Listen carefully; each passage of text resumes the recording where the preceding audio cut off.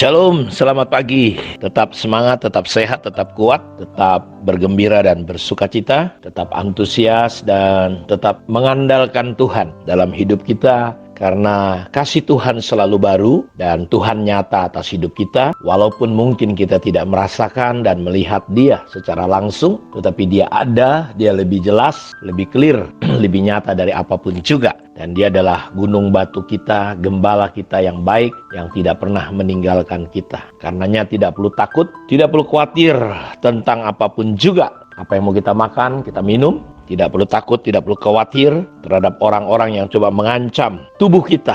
Tetapi mereka tidak punya kuasa apa-apa. Karena hidup kita ada di dalam tangan pengasihan Tuhan. Karena itu kita akan melanjutkan perjalanan Rasul Paulus dalam penginjilan dan misinya. Karena saya melihat bagaimana seseorang ketika bertobat, dia langsung diarahkan untuk memuridkan orang. Itu menjadi gerakan yang luar biasa, motivasi yang luar biasa dalam hidup seseorang. Karenanya saya mau katakan kepada kita Bapak Ibu, kalau kita hanya sampai di pemulihan, kita akan berputar-putar terus ngurusin masalah. Tetapi kita sambil dipulihkan, kita mulai membangun diri kita untuk serupa Kristus. Kita harus mulai menuntun orang-orang datang kepada Tuhan. Karena dalam kitab Kejadian jelas ayat 26, 27, 28 di pasal 1 bahwa Dia berkata, marilah kita menciptakan manusia menurut gambar dan rupa kita. Maka Allah menciptakan manusia menurut gambar dan rupanya. Dan Dia memberi perintah untuk manusia beranak cucu, bertambah banyak, penuhi bumi, taklukkan dan kuasai. Saya percaya hal yang sama Tuhan berikan perintah.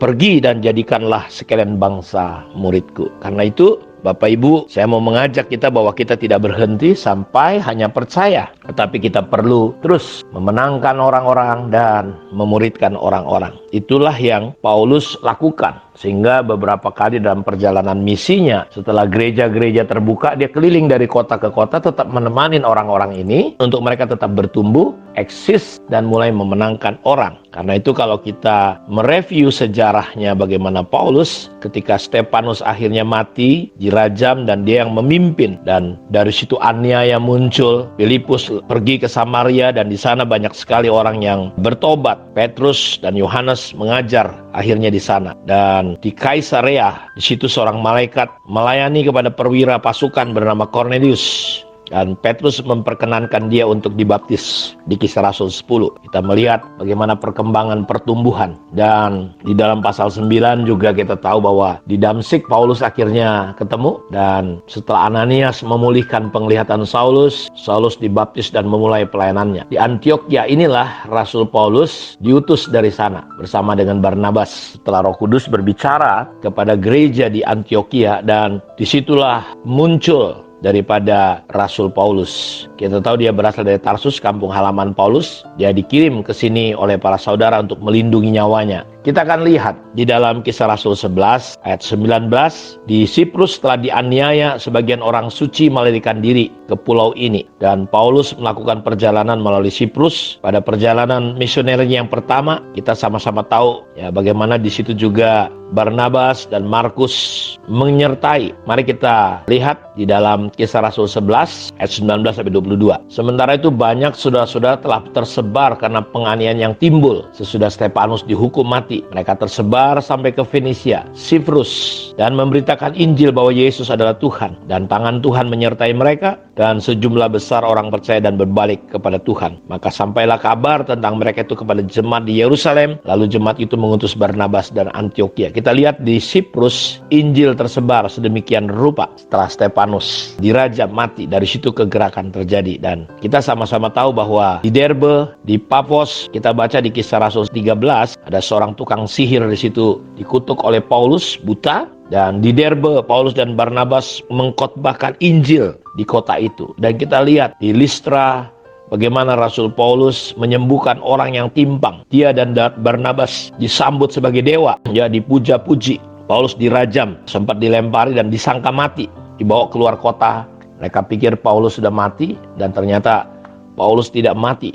tetapi dia pulih dan melanjutkan khotbah. Sudah bisa lihat di Kisah 14 ayat 6-21. Di kediaman, di situ dia juga mengajar di kediaman Timotius di Kisah 16 ayat 1-3. Disinilah bahwa Paulus menangkap dan mengerti sehingga dia tidak pernah berhenti. Dan saya juga berdoa berharap bahwa kita tidak pernah berhenti untuk bersaksi, menginjil, memuridkan orang terus menerus.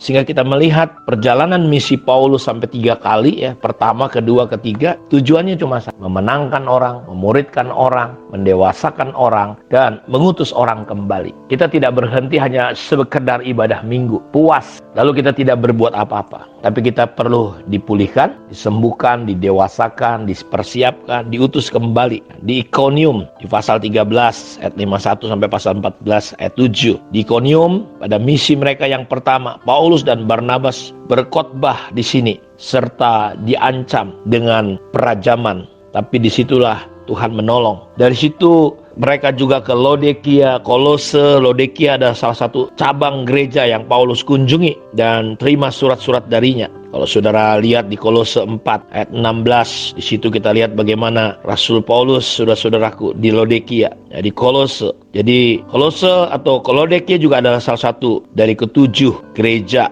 kota yang tercatat dalam kitab Wahyu selain Efesus, Smyrna, Pergamus, Tiatira, Sardis, dan Philadelphia. Kolose berada 18 km ke timur Laodikia. Paulus menulis kepada orang-orang suci yang tinggal di sini. Nah, di Antioquia pada misi yang pertama, Paulus dan Barnabas mengajari orang-orang Yahudi bahwa Kristus datang dari benih keturunan Daud. Paulus menyampaikan Injil kepada bangsa Israel, kemudian kepada orang-orang bukan Israel. Paulus dan Barnabas dianiaya dan dipaksa keluar. Jadi kita lihat hal-hal seperti ini biasa dialamin. Aniaya, ancaman, berkali-kali. Bahkan Paulus, kita tahu tadi, hampir setelah dilempari, dipikir sudah mati, dibawa ke pinggir kota, diletakkan mayatnya, tapi ternyata dia tidak mati, dia tetap hidup. Nah, kita melihat bahwa surga akan mendukung kita ketika kita melakukan pekerjaan Bapa. Dan ini yang paling penting, bahwa ketika hari masih siang, kita perlu bekerja. Ada makanan yang lain, kata Yesus, yaitu jiwa-jiwa. Makanya ketika ke Samaria, dia menginjili wanita di Perigi itu, dan